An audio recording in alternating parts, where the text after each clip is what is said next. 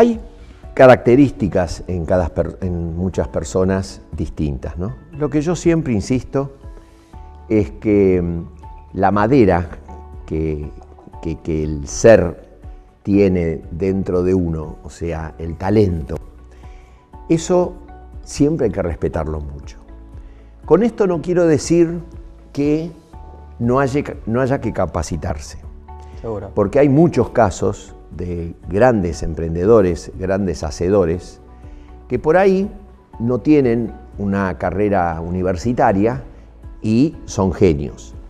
Pero eso no es un ejemplo. El ejemplo Totalmente. Claro, el ejemplo es que sean genios, pero diríamos, el tema de la capacitación es lo que simplifica la vida. Sí. O sea, yo no soy universitario, entonces me costó mucho más. Totalmente. Mucho más. Pues la universidad, como digo, abre la cabeza, entonces todo lo mío ha sido, diríamos, trabajo.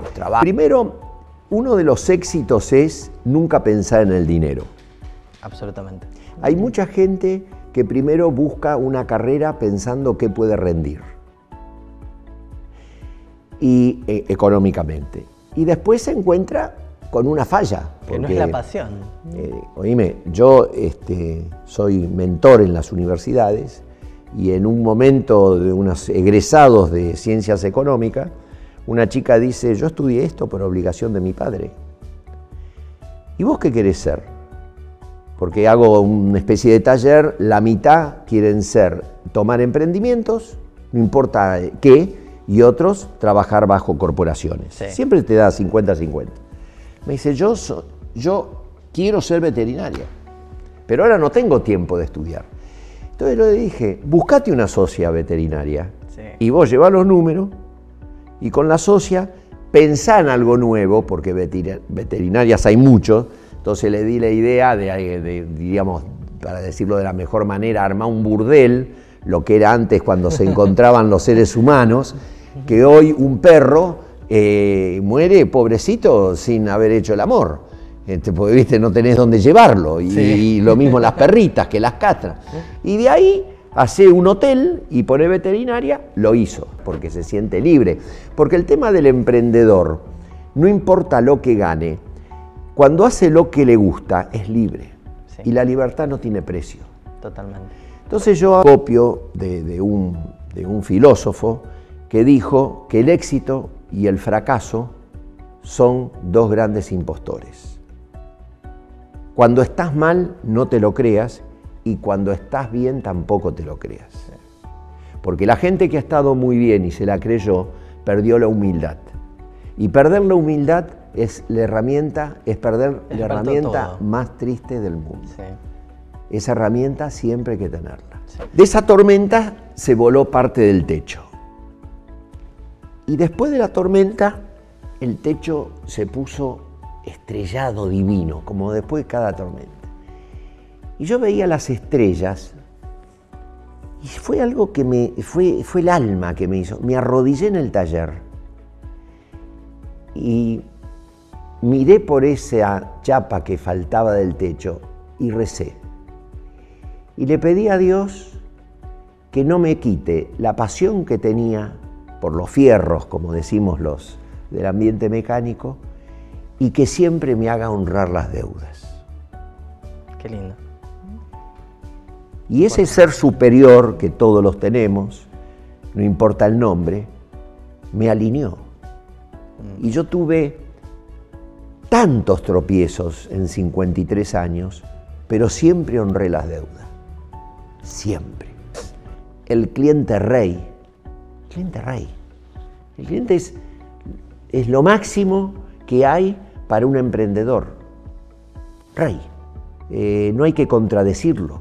Me dicen, no, pero hay gente que se abusa. No importa. Yo tenía 20 y pico de años, venía un señor con un autito que me dice, mire, la batería tiene un mes y no anda más. Le daba una batería nueva. ¿Qué pasaba? El que no le daba la batería al auto, publicaba en el Clarín página impar para vender los autos. Y le salía una fortuna. Sí. Le salía 20 baterías. Claro. Yo no publicaba. Y el señor de la batería, cuando comía la pizza el viernes con sus amigos, ¿sabe lo que me pasó? mandaba 7, 8 amigos. Sí. El retro con la cabeza alta, le clavo los ojos a mi pareja, le clavo los ojos a mis hijos y hablo de lo que hice durante el día. Sí. Eso es la dignidad del trabajo, Sí. que a veces no pasa por lo económico. No, seguro. La dignidad. ¿Y qué pasa a los hijos? Claro, pero vos también, por eso me encanta el tema de la equidad, el tema del ida y vuelta, pues vos también sos gente y tenés que ser Seguro, seguro, por supuesto. respetando, diríamos, el piso y el techo de uno. Sí. O sea, cuando vine la nueva generación en 1995, mis hijos, dije, bueno, ahora laburando son mis socios, porque si yo mañana parto, ellos heredan. Así que nos vamos a manejar como socios.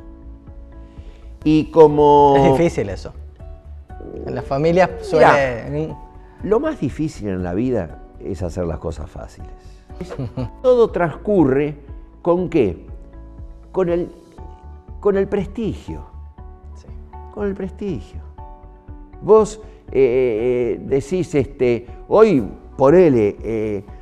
nosotros en la empresa nos hemos asesorado, porque obviamente hoy hay un Dietrich en un cargo público. Sí. Y el Dietrich que tiene un cargo público no tiene un apellido, tiene una marca. Sí. Pero bueno, pero el cargo público es derecho como una regla y la empresa en 53 años nunca tuvo un cheque rebotado, nunca le dejó de pagar a nadie. Y vos me decís por ahí, ¿y por qué le pusiste Dietrich? Porque yo era lo único que tenía. Claro. Y eso me lo dijo Juan Manuel. Me dijo, yo te estoy ayudando, yo le había puesto Automotores Sarmiento. No vas a vender nada. Vos el único capital que tenés es tu apellido. Vos, sí. Y ahí arranqué. Y él me decía, va a venir una persona, va a leer Dietrich, vos le decís mucho gusto Dietrich, y es un pacto de confianza. Sí. Y por eso mi empresa tiene nombre propio.